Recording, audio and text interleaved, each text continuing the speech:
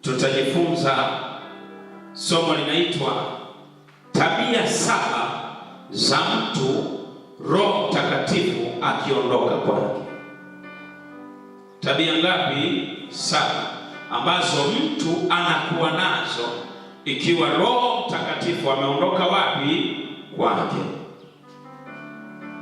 Roho Mtakatifu ana tabia ya kuhama. Kabla sijaingia kwenye somo, acha nikupe sifa za nani? Za Roho Mtakatifu. Roho Mtakatifu ni nini? Roho Mtakatifu ni nguvu ambayo inatoka kwa Mungu, ambayo tunaiita nafsi ya tatu ya nani? Ya Mungu. Ni nguvu inayotoka kwa Mungu ambayo ilishuka kwa ajili ya kumwezesha mtu wa kiroho kujua nini anatakiwa afanye kwenye ufalme wa Mungu, ama ni kitu gani kinaenda kutokea ama kufanyika kwenye maisha yake. Hiyo ndiyo nguvu ya Roho Mtakatifu. Ndio maana Yesu akasema huyo Roho atakapowashukia atawafundisha kuyajua yote. Maana yake Roho Mtakatifu akishuka ndani ya mtu, kama ulikuwa na tabia fulani, anaweza kukwambia hiki unachokifanya sio, hiki unachokisema sicho, hiki unachokitazama sicho. Huyo ni nani? Ni Roho Mtakatifu. Anaweza kukwambia dakika hii ingia kwenye maombi. Huyo ni nani? Roho Mtakatifu. Anaweza kukwambia dakika hii chukua huu unga mpelekee fulani. Huyo ni nani? Roho Mtakatifu. Sasa huyu Roho Mtakatifu akikasirishwa na mtu anaondoka. Anafanyaje? Anaondoka.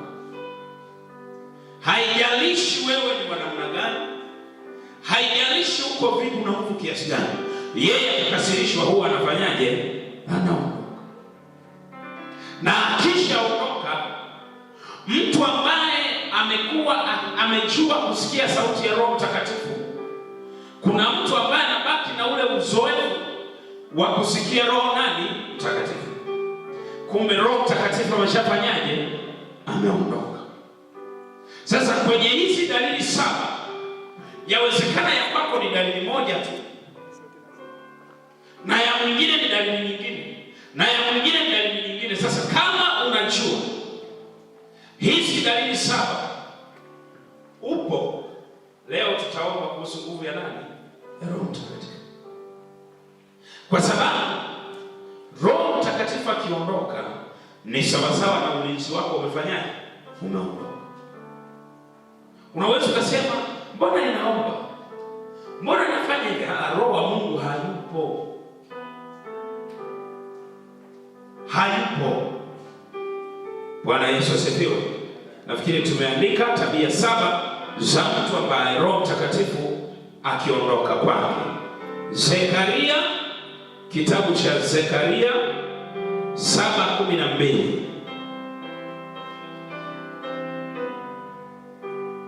Zekaria 7:12.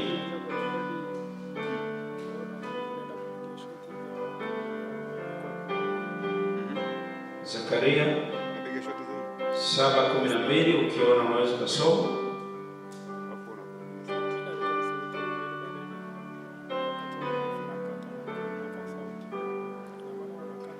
Biblia inasema, naam, walifanya mioyo yao kuwa kama jiwe gumu, wasije wakaisikia sheria na maneno ya Bwana wa majeshi aliyoyapeleka kwa Roho yake kwa mkono wa nabii wa kwanza. Kwa sababu hiyo ghadhabu kuu ikatoka kwa Bwana wa majeshi.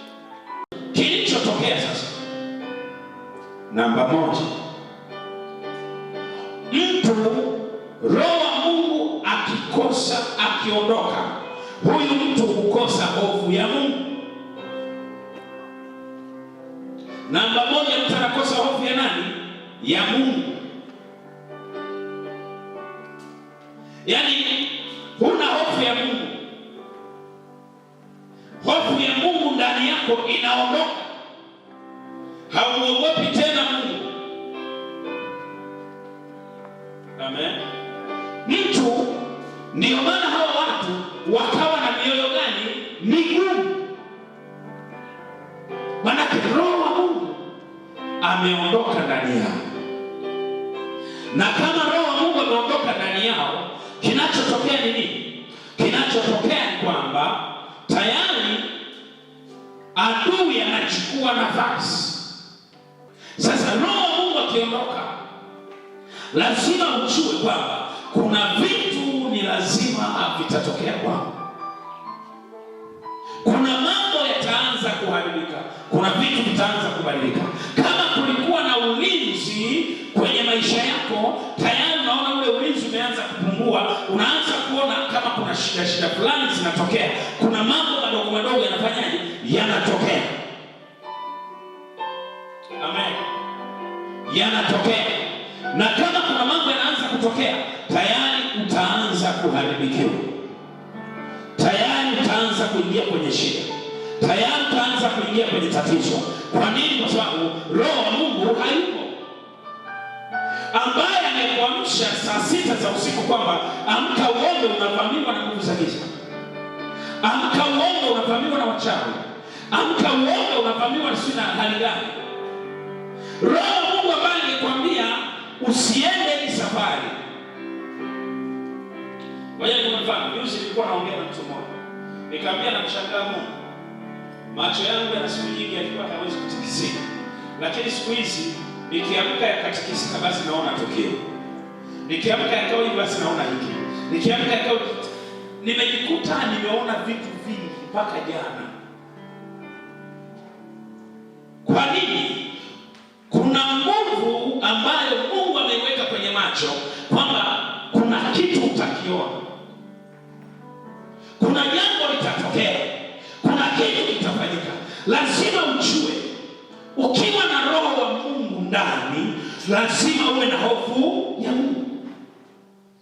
Lakini ukiona mtu anaweza kasimama akaanza kuongelea vibaya Mungu, ujue maana yake hofu, Roho wa Mungu ndani yake hayupo. Hata kama angekuwa ni mtumishi, akaanza kusema sijui hiki na hiki ambacho si cha mapenzi ya Mungu, jua Roho wa Mungu amefanyaje? Ameondoka. Sasa usije ukaanza kupata shida na kuanza kugombana na huyu mtu, kushindana naye, kupambana naye. Wewe tambua kwamba Roho wa Mungu amefanyaje? Ameondoka. Bwana Yesu asifiwe. Namba 2, Roho wa Mungu akiondoka, mambo ya kiroho huyachukulia kawaida sana huyu mtu. Yaani Roho wa Mungu akiondoka ndani ya mtu, mambo ya kiroho huyu mtu anayachukulia mambo ya kawaida. Bwana Yesu asifiwe. Anayachukulia nini? Ya kawaida. Sasa akiyachukulia ya kawaida, kinachotokea nini? Ataanza yule naye ni mtumishi, yule naye ni fulani, yule naye ni fulani, yule naye ni fulani. Kwa nini? Kwa sababu Roho wa Mungu ndani yake anafanyaje? Na mambo ya kiroho anaanza kuyachukulia ya kawaida. Mfano, juzi mtu mmoja akanitumia clip. Akaniambia, mchungaji, angalia namna huduma zimefika. Ni mtumishi naye mjua. Amechukua nyimbo ya Diamond na Zuchu ndio wanacheza kanisani. Roho Mungu yupo. Tayari hapa tunaenenda kwa mwili na sio Roho wa Mungu. Kama yeye alikuwa na interest za kusikia, ameweka kwenye simu yake, akaweka wapi? Masikioni kwake, akasikia mwenyewe. Tayari unaanza kuona huyu mtu kwamba mambo ya Mungu yachukulia kawaida sana. Na watu wengi tumeanguka kwenye mikono ya watumishi kama hapa. Mambo ya Mungu yanachukuliwa kawaida sana. Ukiyachukulia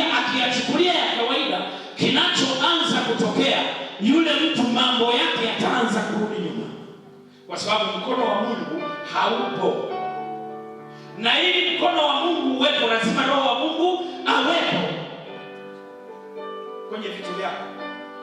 Unajua, tunaposema Mungu akuponye, Mungu akusaidie, maana yake tunamaanisha kwamba Roho ya Mungu iingilie kati matatizo yako na iyasawazishe. Bwana Yesu asifiwe. Sasa sisi hatujui, tupo tu, mambo yanaenda kawaida, mambo yanakuwa kawaida, mambo yanakuwa tu tunayaona ya kawaida sana, tunayachukulia mambo ya Mungu ni vitu vya kawaida. Maana yake ndani yako Roho wa Mungu amefanyaje? Ameondoka. Ndio maana sababu nasema nimeomba sana, mbona sijajibiwa? Nimefanya hiki sana, mbona nimetoa sana? Umetoa toaje? Roho wa Mungu anasemaje kuhusiana na hayo? Bwana Yesu asifiwe. Roho wa Mungu anasemaje kuhusiana na hayo? Ni kitu gani kimefanyika kuhusiana na hayo? Basi wewe ungekuwa bado unasubiri tuseme tu ukweli, lakini yule amekuta watu wake na wengine wamejaa. Kwa nini? Ndani yao kuna nguvu ya Roho Mtakatifu, kwamba sisi hapa ndio hema letu la nini, la kukutanika. Ili ndio eneo la ibada. Hatuwezi kwenda mahali pengine, au hatuwezi kuacha kwenda ibadani. Unaona, ukishakosa msukumo wa kiibada, ujue wewe ni mpagani. Dada amesema hivi, nimekuwa nikisikia ibada zenu, nikasikia kuja kuabudu na nini na nini. Maana yake kuna nguvu ndani yake inamwambia nenda kaabudu, nenda ibadani, nenda ibadani. Lakini uweze amini, kuna washirika wengi hapa hawajaja na wako nyumbani. Kwa nini? Roho wa Mungu hayupo. Amen. Yaani nguvu ya Roho wa Mungu ndani yao haipo. Ule msukumo wa kiibada haupo. Bwana Yesu asifiwe. Ule msukumo wa kiibada haupo.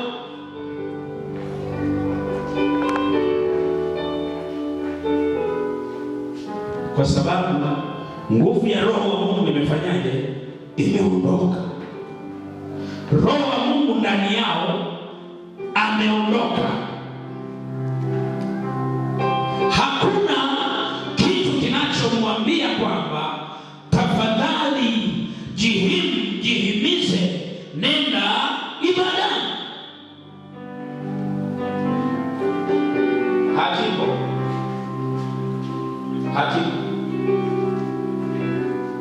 Kwa sababu yule aliyekuwa anaweka mzigo ndani, anaweka msukumo ndani wa kiibada, amekaa pembeni, hayupo anakutazama.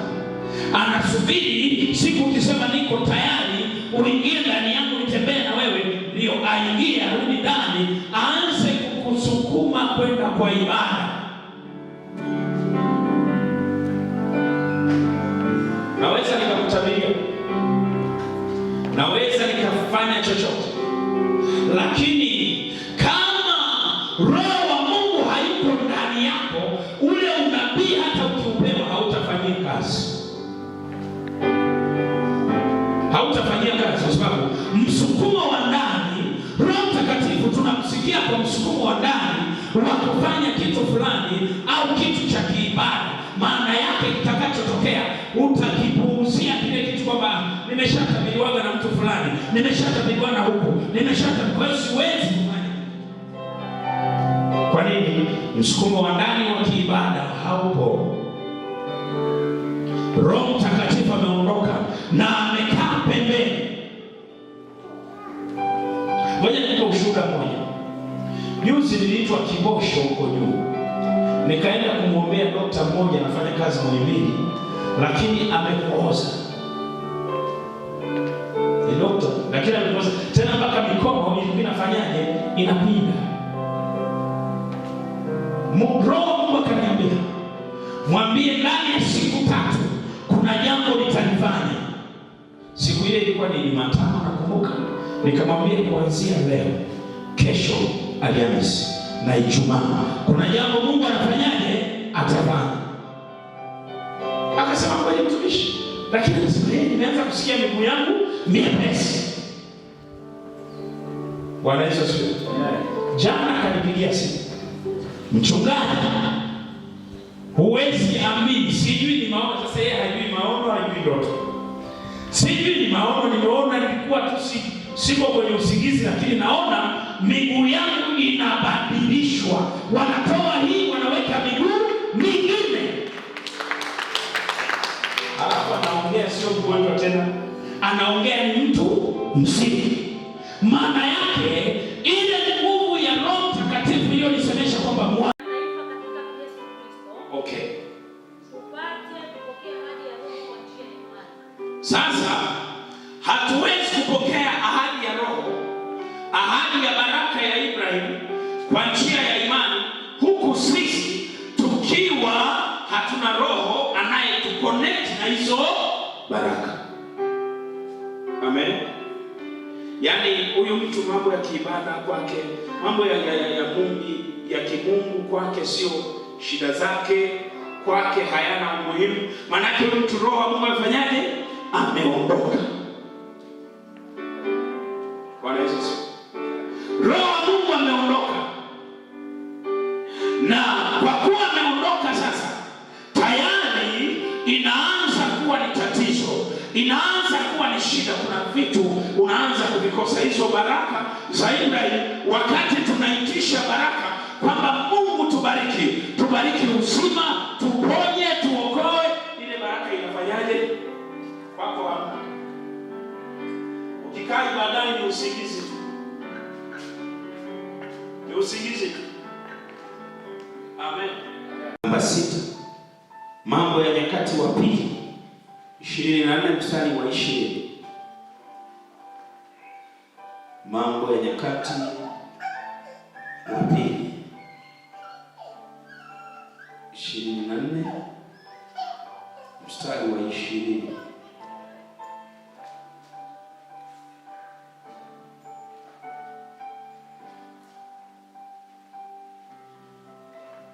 Anasemaje? Na roho ya Mungu ikamjia Zekaria, mwana wa Yehoyada. Sawa.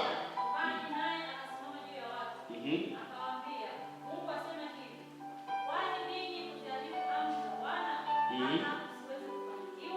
Kwa kuwa mmemwacha Bwana, yeye naye amewaacha. Yes. Sasa ukiona nguvu ya Roho Mtakatifu kwako imeondoka, ujue umemwacha nani? Mungu. Na kama umemwacha Mungu, tayari baraka unaanza kuzikosa. Anasema naye akasimama juu ya watu, akawaambia, Mungu asema hivi, kwani ninyi kuziharifu amri za Bwana, hata msiweze kufanikiwa? Kwa kuwa mmemwacha Bwana, yeye naye amewaacha ninyi. Kwa kuwa tumemwacha nani? Bwana, yeye naye amefanyaje? Ametuacha hata tusiweze kufanyaje? Kufanikiwa. Kumbe kuna vitu vingine hatufanikiwi kwa sababu Roho wa Mungu ndani yetu amefanyaje? Ameondoka, na hatumpendi tena Mungu kama tulivyokuwa tunampenda mwanzo. Wakati umesikia habari za kisima cha ukombozi au umeenda kisima cha ukombozi, ulikuwa unapenda, unasema hii ibada sitakosa, ibada hii sitakosa, hapa sitakosa, sitaacha kwenda kanisani. Yaani ulikuwa unakubali kuacha vitu na ukao unaona mambo yako yanafanyaje? Yanaenda. Lakini ile nguvu adui kuna namna ameifinya na matatizo. Na adui ni mjanja, anakuletea tatizo, kashida fulani, anafinya ile nguvu. Unaanza kutoona umuhimu wa kuwa ibadani, kutoona umuhimu wa kwenda kanisani, kutoona umuhimu wa kuwa madhabahuni, kutoona umuhimu wa... Anakuambia sina muda, sina nafasi. Lakini ukienda utamkuta anapepea kanga juu kwenye kigodoro.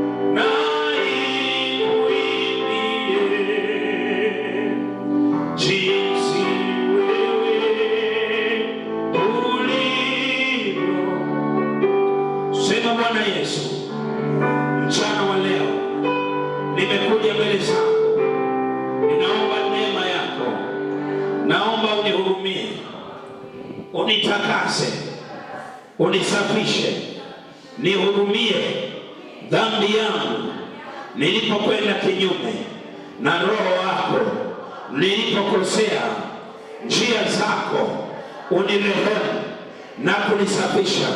Futa jina langu kwenye kitabu cha hukumu, andika jina langu kwenye kitabu cha uzima. Kuanzia sasa ukanifanye kuwa mwana wa pendo lako, kwa jina la Yesu na kwa damu ya Yesu.